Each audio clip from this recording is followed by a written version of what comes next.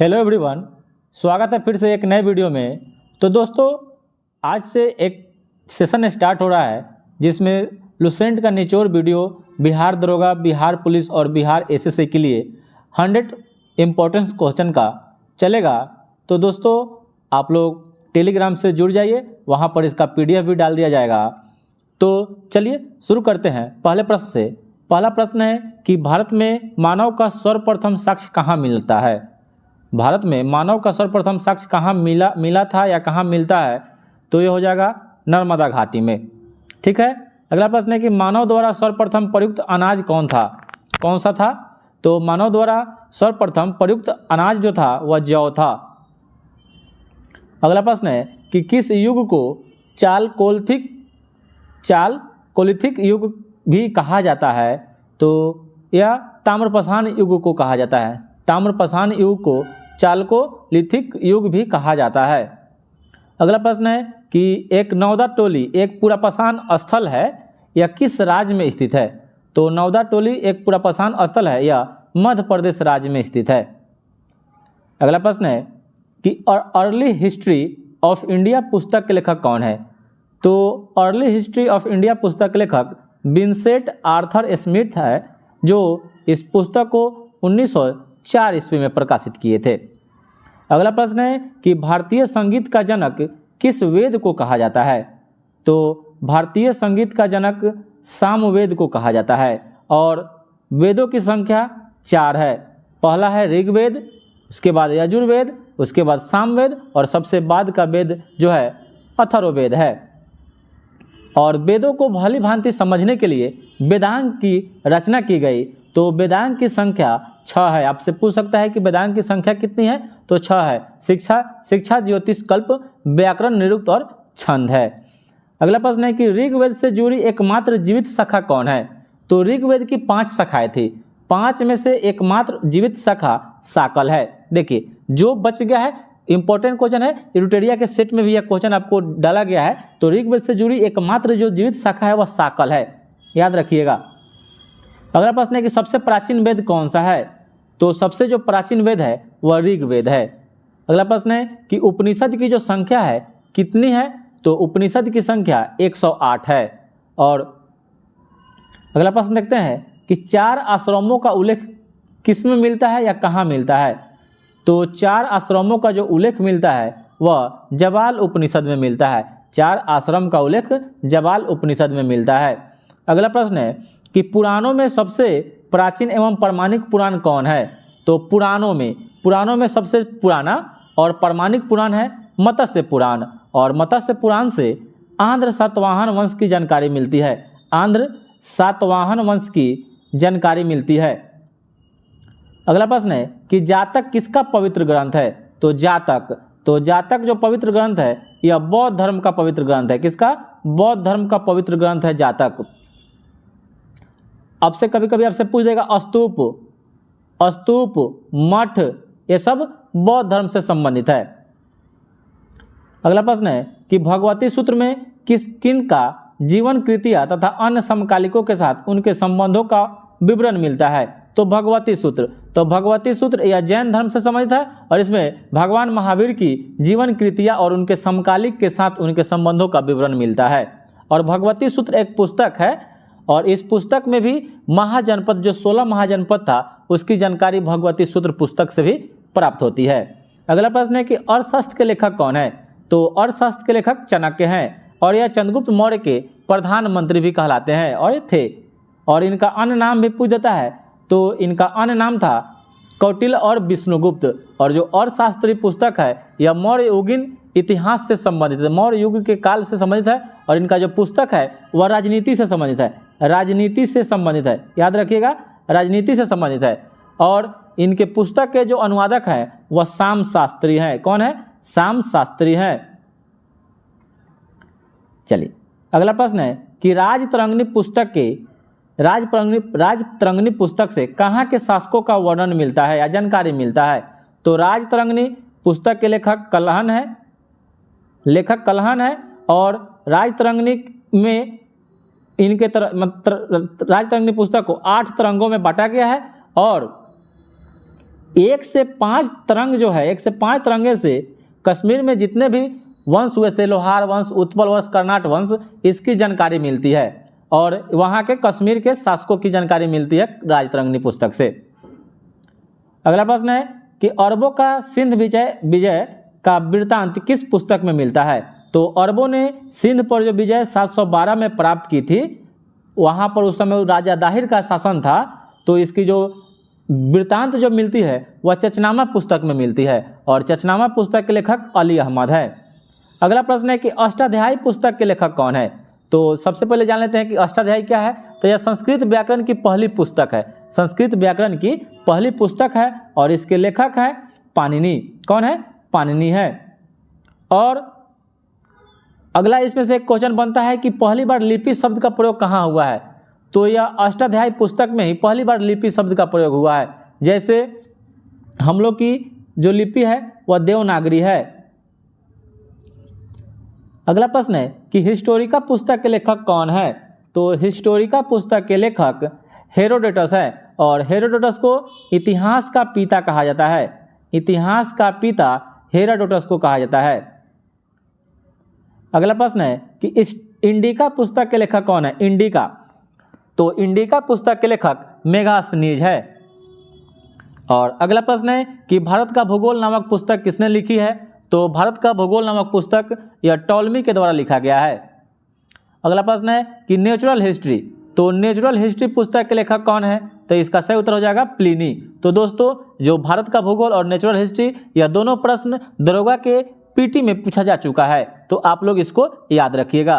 अगला प्रश्न है कि फाहियान किसके दरबार में आया था? फाहियान, तो फाहियान यह चंद्रगुप्त द्वितीय के दरबार में आया था और चंद्रगुप्त द्वितीय यह गुप्त वंश से संबंधित है। अगला प्रश्न है कि ह्वेनसांग किसके शासनकाल में भारत आया था? ह्वेनसांग, तो ह्वेनसांग यह हर्षवर्धन के शासनकाल में भारत आया था। अगला प्रश्न है कि किताब उल हिंद पुस्तक के लेखक कौन है? तो किताब उल हिंद पुस्तक के लेखक अल बरूनी है। और अगला प्रश्न है कि रेहला पुस्तक के लेखक कौन है? तो रेहला पुस्तक के लेखक इब्न बतूता है और यह अफ्रीकी महादेश के मोरक्को देश से आया था, मोरक्को से आया था और यह मोहम्मद बिन तुगलक के शासनकाल में आया था। और कब आया था? तो यह 1333 ईस्वी में आया था और इसको 1342 में अपना काजी नियुक्त करके मोहम्मद बिन तुगलक ने दिल्ली भेजा था इसको। अगला प्रश्न है कि सर्वप्रथम भारतवर्ष का जिक्र किस अभिलेख में मिलता है? तो सर्वप्रथम भारतवर्ष का जिक्र यह हाथी गुम्फा अभिलेख में मिलता है और यह हाथी गुम्फा अभिलेख तिथि रहित अभिलेख है और इसी हाथी गुम्फा अभिलेख जो है यह उड़ीसा के कलिंग राजा खारवेल से संबंधित है और खारवेल चेदी वंश से संबंधित थे। अगला प्रश्न है कि सर्वप्रथम भारत पर होने वाले हुन आक्रमण की जानकारी किससे प्राप्त होती है? तो सर्वप्रथम भारत पर जो हुन का आक्रमण हुआ था तो यह इसकी प्राप्त भीतरी स्तंभ लेख से प्राप्त होती है, भीतरी स्तंभ लेख से। और हुन वंश का जो संस्थापक था वह तोरमान था। कौन था? तोरमान था। और भीतरी स्तंभ लेख से संबंधित राजा कौन है, शासक कौन है? तो यह स्कंदगुप्त है। कौन है? स्कंदगुप्त है, स्कंदगुप्त, ये भी याद रखिएगा दोस्तों। अगला प्रश्न है कि सती प्रथा का पहला लिखित साक्ष्य किस अभिलेख से प्राप्त होता है? तो सती प्रथा का पहला लिखित साक्ष्य यह एरन अभिलेख से होता है और इसके जो संबंधित शासक है वह भानुगुप्त है। कौन है? भानुगुप्त है। और जो सती प्रथा का पहला जो लिखित साक्ष्य मिला था, इसका जो खोज हुआ था वह 510 ईस्वी में हुआ था, यानी एडी एनो डोमिनी में हुआ था। और सती प्रथा पर रोक अब हम लोग जो मॉडर्न में पढ़ते हैं तो लॉर्ड विलियम बेंटिंग के द्वारा सती प्रथा पर रोक लगाया गया था। अगला प्रश्न है कि अभिलेखों के अध्ययन को क्या कहा जाता है? तो अभिलेखों के अध्ययन को एपिग्राफी कहा जाता है। अगला प्रश्न है कि आग का आविष्कार किस काल में हुआ था? तो आग का आविष्कार पुरापाषाण काल में हुआ था। जबकि पहिए का आविष्कार किस काल में हुआ था? तो पहिए का आविष्कार नवपाषाण काल में हुआ था। और कृषि का आविष्कार भी नवपाषाण काल में ही हुआ था। कृषि का आविष्कार भी नवपाषाण काल में ही हुआ था। अगला प्रश्न है कि भीमबेटका की गुफा किस लिए प्रसिद्ध है? तो भीमबेटका की जो गुफाएं हैं वह शैल चित्रों के लिए प्रसिद्ध है और यह मध्य प्रदेश राज्य में है। मध्य प्रदेश राज्य में भीमबेटका की गुफाएं स्थित है।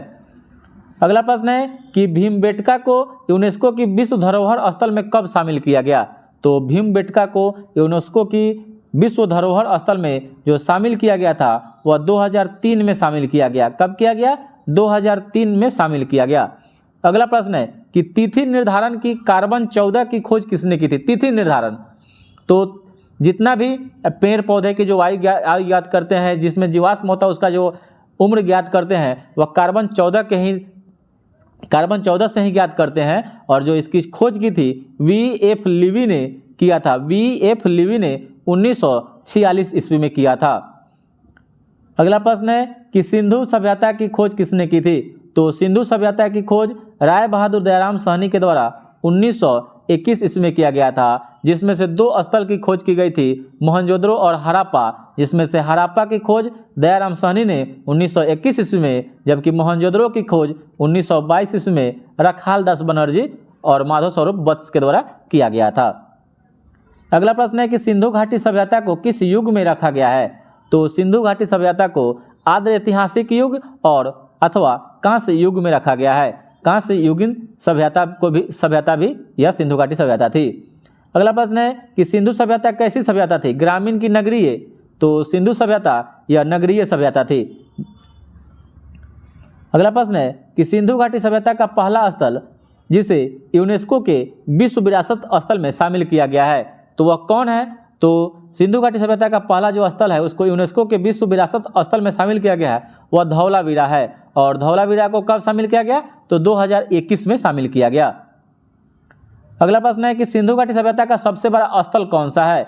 तो सिंधु घाटी सभ्यता का सबसे बड़ा स्थल या मोहनजोदड़ो में है या पाकिस्तान में स्थित है, जबकि सिंधु घाटी सभ्यता का सबसे बड़ा स्थल भारत में कौन सा है? तो यह राखी गढ़ी है और यह हरियाणा के हिसार में स्थित है और इसका खोज सूरजभान सिंह के द्वारा किया गया था।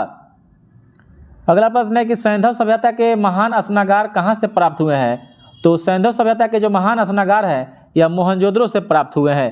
और क्वेश्चन एक और पूछता है कि सिंधु घाटी सभ्यता का सबसे बड़ा स्थल जो प्राप्त हुआ था स्थान वह अनागार था। कौन था? अनागार था। और सबसे बड़ा स्नागार मोहनजोदड़ो से प्राप्त हुआ है। अगला प्रश्न है कि वह हड़प्पीय नगर जिसका प्रतिनिधित्व लोथल का पुरातत्व स्थल करता है किस नदी के तट पर स्थित है?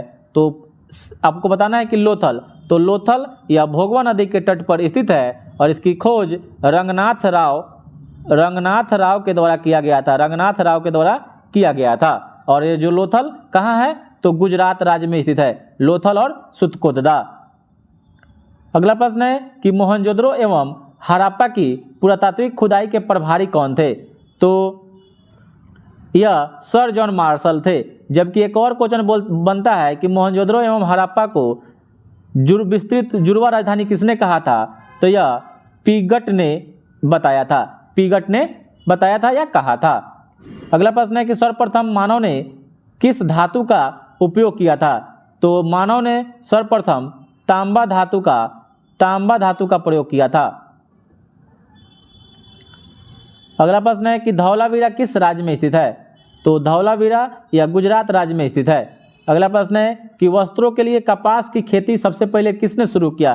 पूरे दुनिया में, पूरे विश्व में कपास की जो खेती हुआ वह हड़प्पावासी यानी सिंधु घाटी सभ्यता में हुआ था और यह भारत देश से ही शुरू हुआ था।